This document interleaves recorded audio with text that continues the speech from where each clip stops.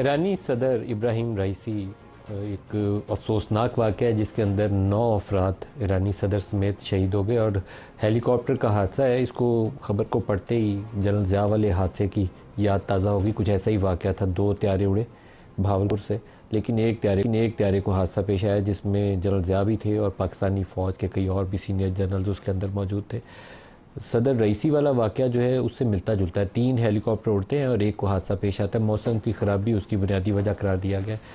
زیادہ تحقیقات ہوں گی تو کھل کے معاملہ سامنے آ جائے گا کیسے وجوہات کیا تھیں، لیکن ایک برادر دوست اسلامی ملک ابھی حال ہی میں پاکستان کا دورہ کر کے گئے تو ایک افسوسناک خبر ہے.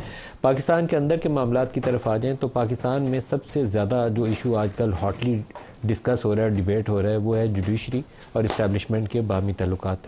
میں بارہا کہہ چکا ہوں کہ پاکستان میں بہت سارے غیر آئینی غیر قانونی کاموں میں ماضی کے اندر ججز اور جنرلز کا جو گٹھ جوڑ تھا وہ بڑا کلیدی کردار ادا کرتا رہا. لیکن اس دفعہ کچھ ایسی صورتحال ہے کہ بظاہر تاثر ہی ہمیں مل رہا ہے کہ جو ہائی کورٹس اور سپریم کورٹ کے ججز ہیں وہ انڈیپینڈنٹ ایک پوزیشن لینے کی کوشش کر رہے ہیں بے شمار معاملات کے اندر، جو اچھی بات ہے، بری بات نہیں ہے.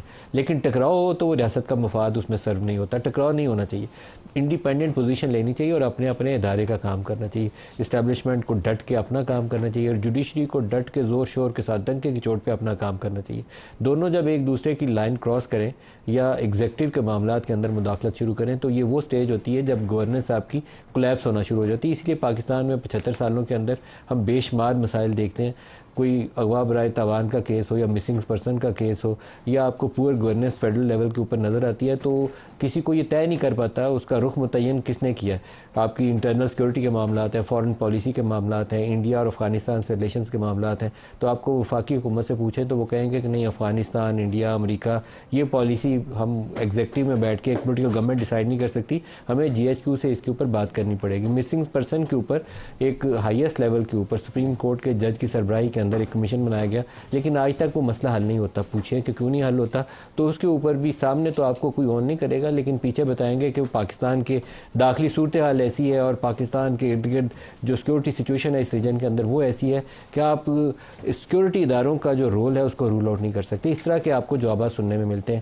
میں بے شمار دفعہ ہمیں جب بیک گراؤنڈ بریفنگز ہوتی ہیں تو میں سب کو کہتا ہوں، جس میں یونیفارم کے اندر جو موجود افسر ہیں ان کو بھی کہہ چکا ہوں کہ جو پاکستانی شہری ہے اس کو آپ کسی بھی جرم میں پکڑ کے سزا دے سکتے ہیں لیکن اسے مسنگ نہیں ہونا چاہیے، اسے اکاؤنٹ فار ہونا چاہیے. ایوری سنگل پرسن، چاہے وہ کوئی دہشت گردی کے واقعے میں جس کو آپ کو جیٹ بلیک ہے سزائے موت دینی ہے، وہ بھی مسنگ نہیں ہونا چاہیے.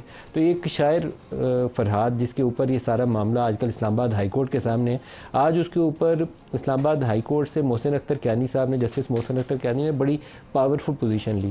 لیکن پاورفل پوزیشن تمام مسنگ پرسنز کے اوپر لینی چاہیے اور اصولی موقف تو یہ ہونا چاہیے کہ کوئی پاکستانی سرزمین سے مسنگ ہو ہی نہ. لیکن کیا ہم سارے معاملات کے اندر یہ رویہ آج تک رکھ پائیں؟ یا ناکام ہے تو کیوں ناکام ہے؟ کبھی ہمیں اس کے اوپر بیٹھ کے سوچنا چاہیے کہ اس کی وجوہات کیا ہیں. کبھی سیف پیسج دینا اور کبھی کسی ایشو پہ سٹینڈ لینا، اس کے اندر کوئی پک اینڈ چوز تو ہو ہی نہیں سکتا. ہر ایک ایوری سنگل پرسن جو ہے اس کا یہ حق ہے پاکستانی ریاست کے اوپر کہ وہ کسی بھی معاملے کے اندر جب کسی ایک ادارے سے اس کو شکایت ہو تو دوسرا ادارہ جو ہے اس کی داد رسی کے لیے ہے. ایگزیکٹو اس معاملے میں عام طور پر ہاتھ اٹھا دیتی ہے. آج بھی ہم نے لا منسٹر کو دیکھا کہ وہ وضاحتی بیانات دینے آ گئے کہ یہ ٹکراؤ والی کیفیت یا اسلام آباد ہائی کورٹ سے ایسے بیانات سننے میں نہیں نظر آنے چاہیے، نہیں آنے چاہیے. میں تو خود کہہ رہا ہوں کہ ٹکراؤ سے پاکستانی مفادات متاثر ہوتے ہیں. پاکستانی ریاست کا مفاد یہ ہے کہ تمام ادارے مل کے یکسوئی کے ساتھ ایک ہی رزلٹ حاصل کرنے کی کوشش کریں اور وہ یہ ہے کہ اپنے لوگوں کو اور اپنی ریاست کو کس طریقے سے بیسٹ پاسبل مینر میں سرو کرنا. تو آج پروگرام میں اسی سے آغاز کرتے ہیں، پھر دیکھتے ہیں آگے چل کے. ایک دو بیانات بھی آئے ہیں ویکینڈ کے اوپر جس میں وہ لندن پلان کا ذکر کرتے ہیں جنرل ظہیر الاسلام کے حوالے سے. یہ نواز شریف صاحب بھی موسم اور موقع دیکھ کے بیان دیتے ہیں اور پھر چپ سادھ لیتے ہیں. پاکستان آنے سے پہلے لندن میں انہوں نے ایک بیانیہ پیدا کرنے کی کوشش کی تھی، لیکن وہ بیانیہ وہ خود ہی ایک ہی بیان کے بعد کھڑا رکھنے میں ناکام ہو گئے. وہ بیانیہ یہ تھا کہ جنرل فیض اور جنرل باجوہ کا نام لے کر بتانا ہے کہ ان کی وجہ سے ان کی حکومت گئی اور پاکستان کی جو سول گورنمنٹ ہے اس کے اندر جو فوجی اداروں کی مداخلت ہے اس کتنی پاکستان کا اس سے نقصان ہوا ہے. لیکن ان کا اس بیان سے فوری بعد شہباز شریف صاحب کو جہاز پہ چڑھا کے لندن بھیجا گیا اور نواز شریف صاحب نے آج تک دوبارہ اس بیانیے کو دہرایا نہیں. تو ظہیر الاسلام والا بیان دے کے بھی پتہ نہیں اس پہ قائم رہیں گے.